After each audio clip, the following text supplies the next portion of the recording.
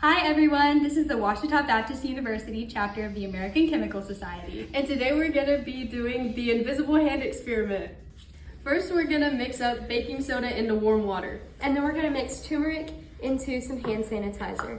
Turmeric is a natural acid-base indicator, and so since baking soda is a base and hand sanitizer is an acid, it will show up different colors on the paper for the next step. You're gonna put your hand in the baking soda water and you're gonna get like a handprint.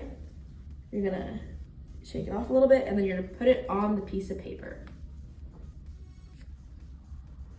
After you let it dry for a little bit, then you're gonna paint it with the turmeric and hand sanitizer mix.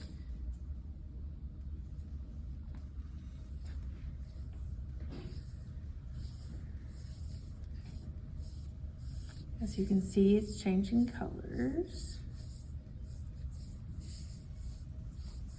And you want to paint it very lightly to prevent further bleeding of the handprint.